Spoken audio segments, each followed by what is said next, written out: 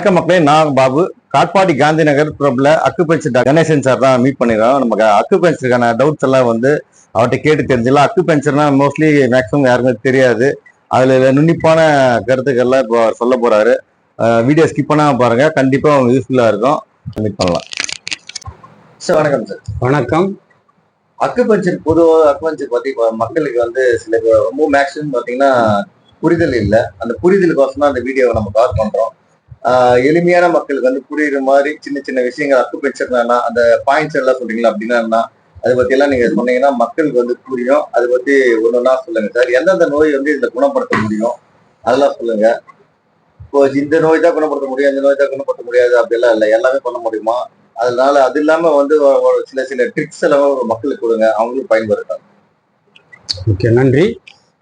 Acupuncture என்பது இன்று நேற்று தோன்றியதல்ல.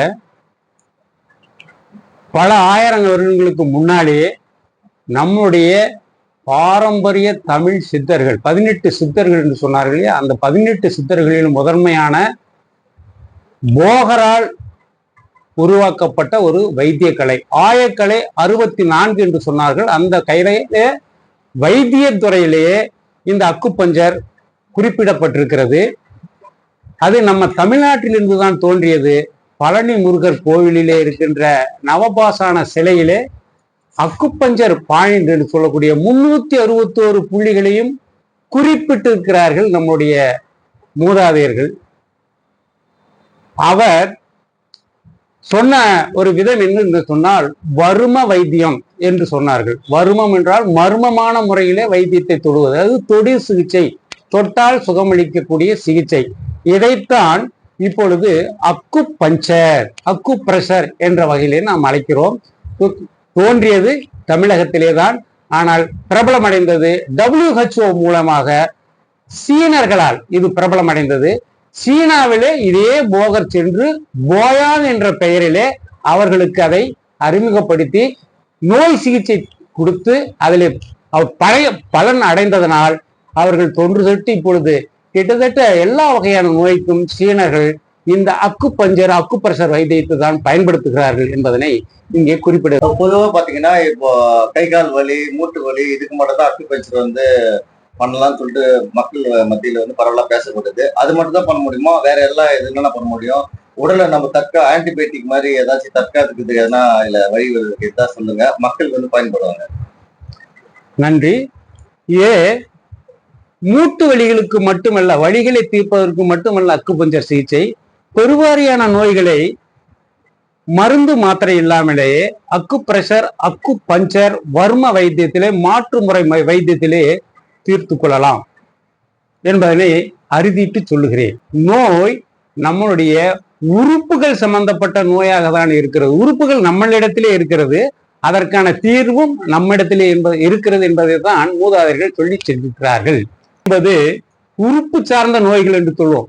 இந்த உடலை ஆரோக்கியமாக பாதுகாப்பதற்கு 12 உறுப்புகள் 1 மணி நேரத்திற்கு, 2 மணி நேரத்திற்கு ஒரு உறுப்பு என்ற விகிதத்திலே தலைமை உறுப்பாக செயல்பட்டு மற்ற உறுப்புகளோடு தொடர்பு கொண்டு இந்த உடலை ஆரோக்கியமாக இருக்க வழிவகை செய்கிறது. வியாதிகளையும் அக்குபஞ்சர் மூலமாக தீர்த்து கொள்ளலாம். குறிப்பாக சர்க்கரை நோய் மற்றும் கிட்னில இருக்கிற கல்லு, பித்தப்பையில் இருக்கிற கல்லு, நம்முடைய ஆஸ்துமா என்று சொல்லக்கூடிய சுவாச பிரச்சனை, அல்சர் என்று சொல்லக்கூடிய உட்புறமாக இருக்கின்ற அந்த புண்கள், இவை போல அனைத்திற்குமே நம் நாள்பட்ட நோய்களுக்கு கூட நாம் இங்கே சிகிச்சை செய்கிறோம். இப்பொழுதுதான் நோய் என்று சொன்னால் ஒரு 5 நாட்களிலே குணமாகிவிடும். தொன்று தொட்ட நோய் என்று சொன்னால் நீண்ட நாட்களாக சிகிச்சை செய்ய வேண்டி இருக்கும் என்பதனை இங்கே குறிப்பிடுகிறேன். பூத புள்ளிகள் என்று குறிப்பிடுகிறார்கள். அந்த புள்ளிகளை தூண்டினாலே நோய் அற்புதமாக குணமாகி உடலுக்கு சுகமளிக்கிறது. சரிங்க ஐயா, ஓகே, நன்றி. இது நீங்க விளக்கமா சொல்லிட்டீங்க. பஞ்சபூதம், இது மாதிரி புள்ளிகள், பழனி தோட்டம் அப்படி சொல்லிட்டீங்க, நன்றி. ஜஸ்ட் நான் நார்மலா இருக்கேன், எனக்கு எந்த ஒரு நோயும் வரக்கூடாது, உடம்பு ஆன்டிபயோட்டிக் எப்போ ஆக்டிவாவே இருக்கணும், காலையில எழுந்தோன்னு எக்ஸசைஸ் பண்ணணும், தண்ணி குடிக்கணும், இது மாதிரி ஒவ்வொன்றா சொல்றாங்க. அது மாதிரி அக்குபஞ்சர் மூலியமா பாத்தீங்கன்னா எக்ஸசைஸ் பண்ணும்போது சில பாயிண்ட்ஸ் ஆக்டிவேட் பண்றது எப்படி?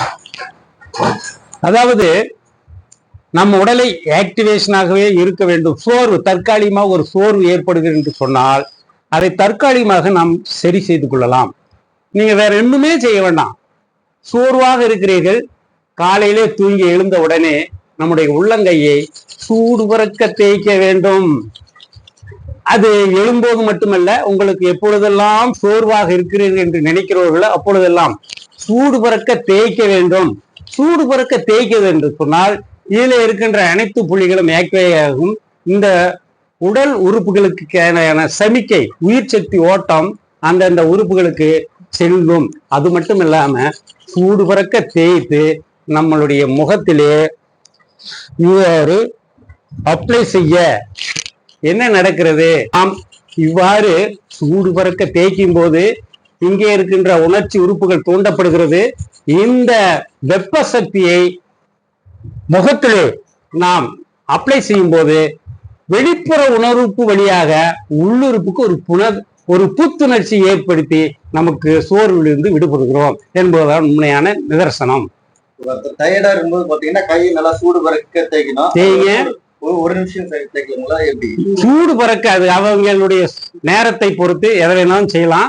1 நிமிஷம் 2 நிமிஷம் இல்ல, இம்மிடியேட்டா பண்ணிக்கலாம். நல்லா சூடு பறக்க தேய்க்கணும், முகத்துல அப்ளை பண்ணணும்.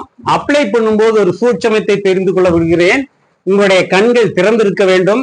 வெளியில இருக்கிற வெளிச்சம் கண்களே படக்கூடாது. ஏன்னு சொன்னால் வெளியில இருக்கிற கண்ணு படாம அது ஓப்பன் ஆகி இருந்தாதான் ஒர்க் அவுட் ஆகும்.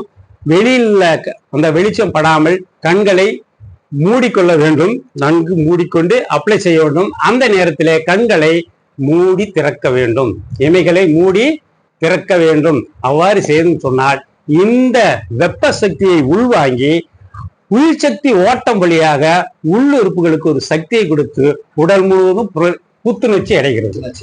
ஆமா, ரிலாக்ஸேஷன் ஆகுது. இன்னொன்னு சொல்றான், உடம்பு சோர்வா இருக்குது, எங்கேயாவது போய் வந்தோம், டயர்டா இருக்குது, ஒரு குளியல் போட்டா உடம்புக்கு புத்துணர்ச்சி வருது இல்லையா? அப்ப என்ன நடக்குது? கண்கூடாக பார்க்கலாம். நாம் குளிக்கும் போது இந்த உடம்பை பாதுகாக்கின்ற இந்த சரீரம் உள்ள அனைத்து அக்குப்பஞ்ச புள்ளிகளும் தூண்டப்படுகிறது. அழுக்கு தேய்க்க மாதிரி தேய்க்கிறோம். தேய்க்க என்ன பண்றோம்? உடம்புல இருக்கிற அனைத்து புள்ளிகளும் ஆக்டிவேட் ஆட்டோமேட்டிக் ஆகுது. தேய்க்கும் போது கை விரல்களால் தான் தேய்ப்போம். இந்த கை விரல்கள் உச்சி பகுதியில் இருக்கிறது மூளை பகுதி. இந்த மூளை பகுதி சுறுசுறுப்படையும்.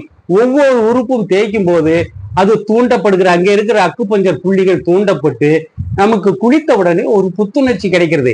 இவையெல்லாம் நமக்கு அறியாமலேயே இயற்கையிலேயே நடந்து கொண்டிருக்கின்ற உடல் அதிசயம் என்பதனை உணர வைக்கின்றேன். ஓகேங்க சார். சின்ன பசங்க எல்லாம் பாத்தீங்கன்னா ஒரு 5 வயசு 10 வயசு பசங்க எல்லாம் பாத்தீங்கன்னா நல்லா விளையாடுவாங்க, பட் ஆனா தூக்கம் வரல அப்படின்னு சொல்லிட்டு கவலைப்படுவாங்க. அதுக்கு என்ன பண்ணணும்? அது எளிய வகை மருத்துவம் வீட்டிலேயே பண்ணிக்கிற மாதிரி ஆகும். குழந்தைகளை ஆசுவாசப்படுத்துங்கள். அவர்களுடைய கைகளை பிடித்துக்கொண்டு ஒவ்வொரு விரலையும் லேசாக வருடி விடுங்கள். வருடும் போது அது வருடுவது அவங்களுக்கு தெரிந்தும் தெரியாமல் கூட இருக்கலாம்.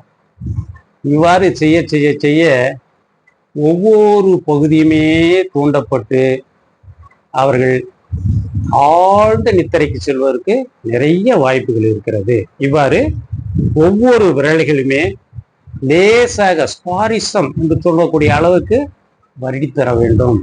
இவ்வாறு செய்யும் போது அவங்களுக்கு நித்திரை கண்டிப்பாக வந்துவிடும். இது பல்வேறு நிகழ்ச்சிகளிலே பல்வேறு இடங்களிலே நாங்கள் உணர்வு பூர்வமாக கண்ட ஒரு முடிவு. எந்த டைமும் கிடையாதுங்க. அவரவருடைய உடலை பொறுத்தவரை அது மாறுபடும். அவர்கள் தூங்கு வரைக்கும் நம்ம இதை செய்துட்டே இருக்கோம். பாத்துக்க மக்களே, வீட்டுல பசங்க இருந்தா அவனை தூங்க வைக்கிறேன். மெத்தட் சார் சொல்லியிருக்காரு. ஃபர்ஸ்ட் டைம் சொல்லியிருக்காங்கன்னு நினைக்கிறேன். யூஸ் பண்ணிக்கோங்க, தேவைப்படுறாங்க. இதே மாதிரி நெக்ஸ்ட் ஒரு கொஸ்டின் கேட்க போறோம். இப்போ ஜென்ரலா பாத்தீங்கன்னா எல்லாமே செல்போன் பாக்குறாங்க சார். மேக்ஸிமம் சின்னவங்க பெரியவங்க எல்லாமே செல்போன் பார்த்துட்டு அந்த கண் எரிச்சல்ல தூக்கம் வந்தாலும் தூங்க முடியாம அந்த கண் எரிச்சல கஷ்டப்படுறாங்க. அதற்கு இதெல்லாம் அக்குபஞ்சர்ல கண்டிப்பா யூசேஜ் இருக்கா? கண்டிப்பா பயன்படுத்தி முடியுமா அக்குபஞ்சர்? கண்டிப்பா பயன்படுத்தலாம். நம்முடைய கண்களுக்கு நித்திரை தூக்கம் வரவழைப்பதற்கு தூங்குவதற்கு முன்னால் குறைந்தபட்சம் 2 மணி நேரம்க்கு முன்னால் அதை பயன்படுத்துவதை தடுக்க வேண்டும். சரி, முடிஞ்சது. ஆனா தூக்கம் வரணும் அப்படின்னு சொன்னா வேற ஒண்ணுமே கிடையாது. லேசா நாம சொன்ன மாதிரி விரல்களை வருடி விட்டுக் கொள்ளுங்கள். அதே மாதிரி வருடி விட்டுக் கொள்ளுங்கள். கட்டை விரலுடைய உச்சி பகுதியிலே நம்முடைய ஆள்காட்டி விரல் அல்லது உங்களுடைய எழுதுகோல், பேனா, லெட் பென், பென்சில், முனை வந்து மழுங்கிய நிலையில் இருக்கிற பென்சில், இதனால் நாம் என்ன செய்யலாம்? அழுத்தி விட்டு ஆக்டிவேஷன் செய்யலாம். இந்த கட்டை விரலை இவ்வாறு சுழற்சி செய்யலாம். இதனால் மூளை புத்துணர்ச்சி அடைந்து மூளையினுடைய கட்டளை பெற்று கண்களுக்கும் சக்தி கிடைக்கிறது. அதே நேரத்துல கண்ணுடைய பாருங்க, புருவ மத்தியில எல்லாருக்கும் புருவம் இருக்கும். கண்ணுனாவே புருவம் இருக்குதான் செய்யும். இந்த புருவத்தை உள்பக்கமா இருந்து வெளிப்பக்கமா அப்படியே வருடிக்கு வந்தீங்கன்னா இந்த புருவத்தின் மத்தியில ஒரு பள்ளத்தை நீங்கள் உணரலாம். இந்த பள்ளம் தூக்கத்தை வரவழைக்கக்கூடிய ஒரு பகுதி. இதுல இடப்புற சுழற்சி 30 முறை, வலப்புற சுழற்சி 30 முறை என்று சுழற்சி செய்து கொண்டே ஆக்டிவேட் செய்யுங்க. தூக்கம், பார்வையும் சரியாக வருவதற்கு நிறைய வாய்ப்புகள் இருக்கிறது. குறைந்த அளவு ஒரு 1000 அடிகளாவது நம்ம தினந்தோறும் நடந்து பழக கற்றுக்கொண்டு சொன்னால் இந்த உடலை ஆரோக்கியமாக வைத்துக் கொள்ளலாம். நன்றிங்க. நன்றி. நன்றி.